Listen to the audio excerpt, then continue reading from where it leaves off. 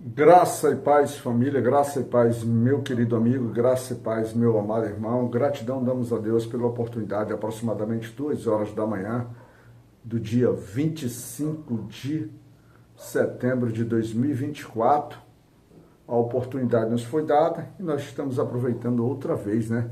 Essa possibilidade de, de fazer um contato com a palavra de Deus, de, vamos dizer assim, acabar o nosso coração, de lançar sobre ele todas as nossas ansiedades, todas as nossas dúvidas, todas as nossas súplicas, né? E se estabelecer dele em comunhão no sentido de que ele possa habitar na gente. Ele é o nosso Pai verdadeiro, ele é o nosso grande provedor, o nosso grande sustentador, o nosso grande amigo. E espero que você possa estar recebendo diariamente ele dessa forma na sua vida. Lembrai-vos, ele é muito mais do que um salvador. É importante, ele é o Salvador. Ele é o único e verdadeiro Salvador. Nem mesmo nosso pai terreno, a nossa mãe terrena, tem condições reais de nos manter a salvos de todas as perversidades, todas as iniquidades, de todas as depravações, de todas as agressões do mundo. O meu amigo, o irmão Lívio, fazendo um comentário sobre o nosso devocional ontem, ele falou sobre a importância, sobre a realidade, ele falou no meu privado, sobre o quanto realmente é significativo, né, e triste quando os filhos se distanciam dos pais, quando no seu crescimento os filhos distanciam do pai, como o próprio Sansão foi se distanciando dos seus, tá certo? É importante, filho. É importante para você que é filho. Não distancie de seus pais.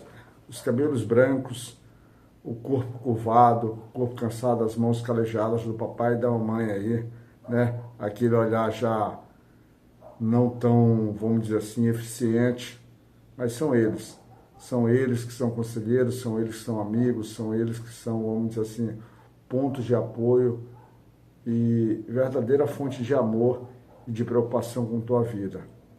Então, te inspira nas Escrituras para que você possa receber de Deus esse olhar, vamos dizer assim, de alegria, né? Esse olhar de satisfação, sabendo que você consegue honrar os teus pais. Importante nisso. Na meditação de hoje, no livro de Juízes, né? Nós estamos no dia 25, como já foi falado, 25 de setembro de 2024. O livro de Juízes, nós vamos agora para o capítulo 15, nós estamos acompanhando a história de Sansão.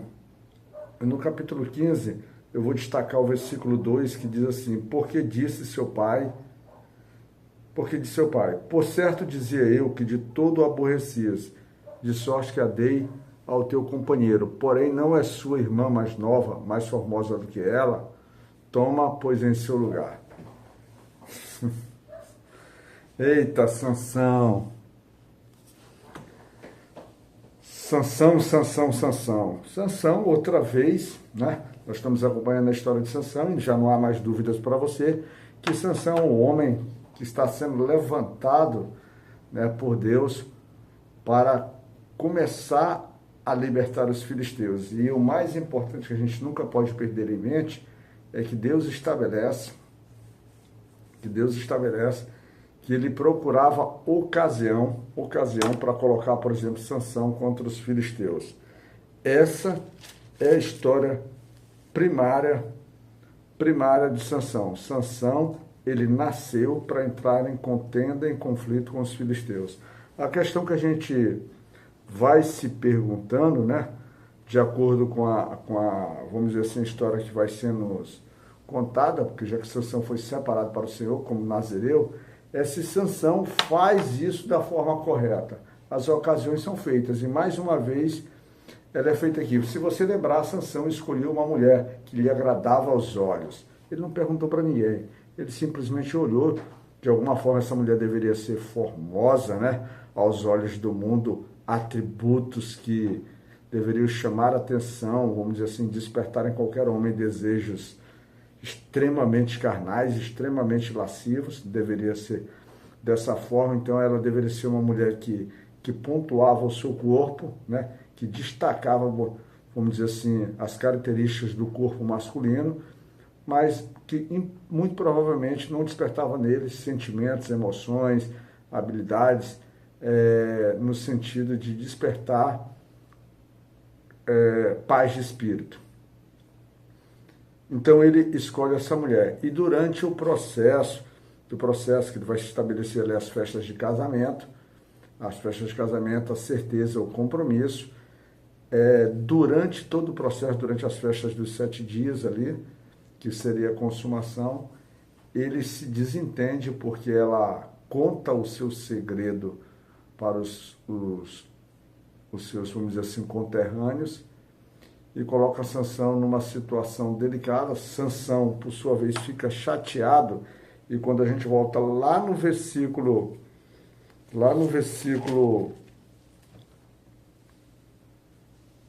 19, nos dito o seguinte: então o Espírito do Senhor tão possantemente se apossou dele, que desceu os asquelonitas e matou deles 30 homens, e tomou suas vestes, e deu as mudas de vestes aos que declararam o enigma. Porém, que a importância que tem aqui, acendeu-se a sua ira e subiu à casa de seu pai. O que ele quer dizer aqui claramente, aqui nesse capítulo 14, nesse versículo 29, é que Sansão, ele não finaliza todo o cerimonial dele de casamento, né?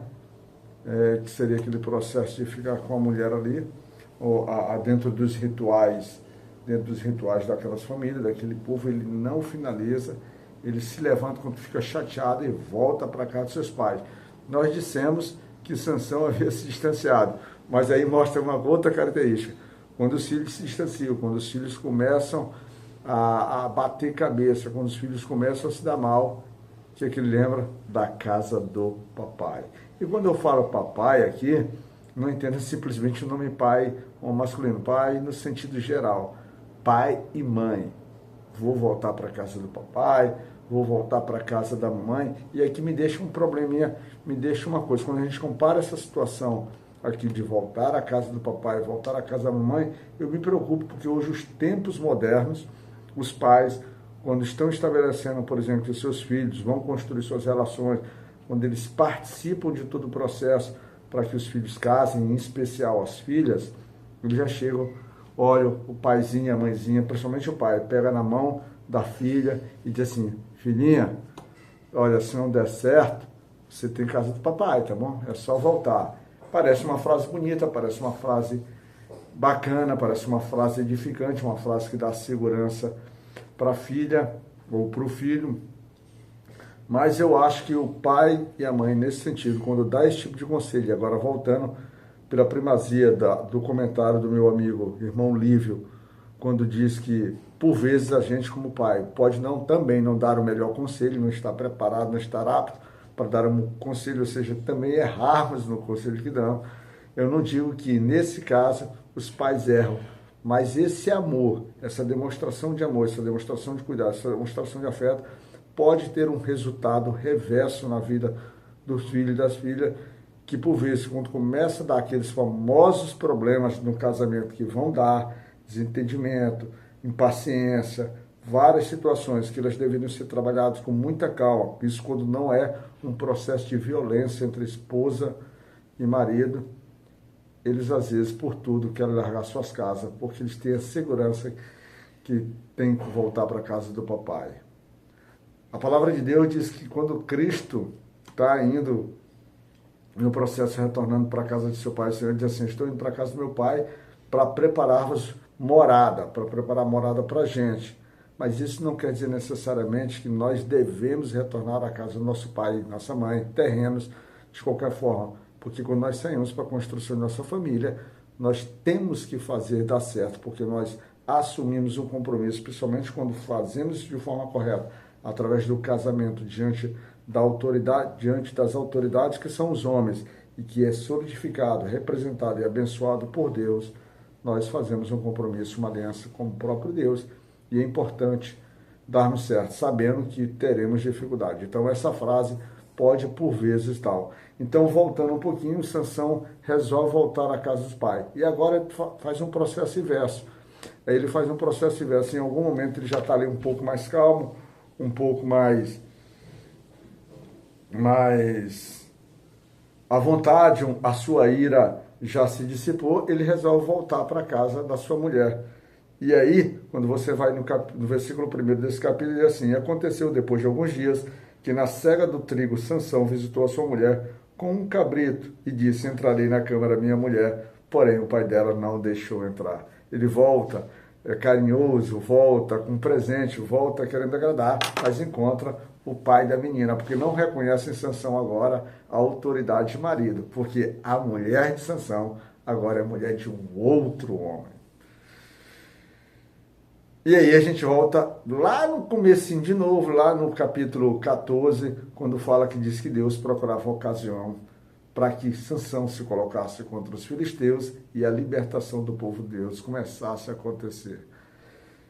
E é claro que Sansão enche o seu coração de ira, enche o seu coração de fúria, porque eu sempre fico tentando pontuar, Sansão ele tem os estímulos de Deus para, vamos dizer, para ter uma visão dos problemas da vida de uma forma diferente, uma visão de conflito.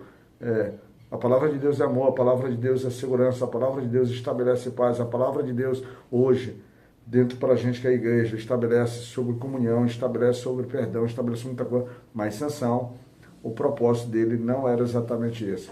Mas a pergunta sempre fica, ele toma as decisões mais corretas, mais acertadas? Aparentemente sim, porque aparentemente sim, meio atabalhoado, meio confuso, porque aqui está sempre dizendo que o Espírito de Deus se apossou de Sansão, o Espírito de Deus estava com Sansão, o Espírito de Deus sempre, na hora que precisava, ele colocava a força, porque a força de Sansão vinha do próprio Deus. Sansão era um homem normal, um homem que nem eu, vamos dizer assim, que não tem capacidades especiais, mas quando o Espírito de Deus se apossava dele, ele se tornava um homem diferente, ele se tornava um guerreiro do Senhor, um homem com a força do Senhor.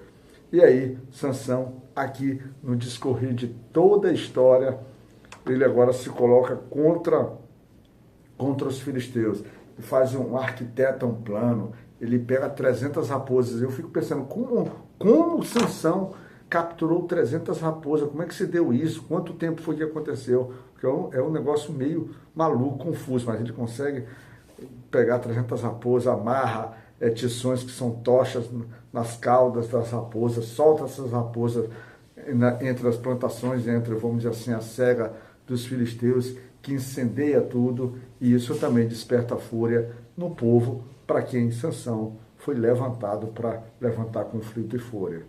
E Sansão, então, agora tem uma guerra declarada contra aquele povo.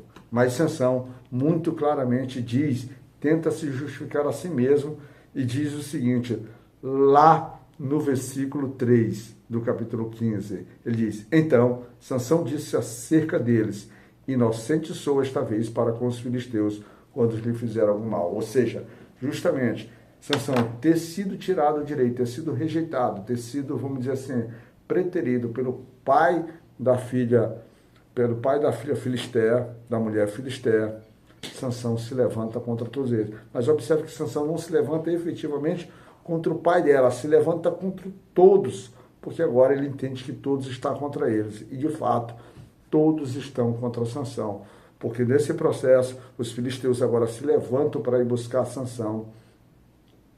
Os filisteus matam, entendem que tanto a mulher filisteia quanto o pai dela passaram a ser inimigos do povo filisteu, matam isso, representando mais ira, ou seja, fazendo uma declaração de guerra tanto contra Sansão, mais uma vez, reforçando, dizendo: Sansão, agora nós estaremos em guerra contra ti. Esse povo filisteu avança sobre a tribo de Judá, e a tribo de Judá, preocupada, revoltada, se coloca agora, o povo de Sansão, vamos dizer assim, coloca-se contra o próprio Sansão, porque eles são temerosos.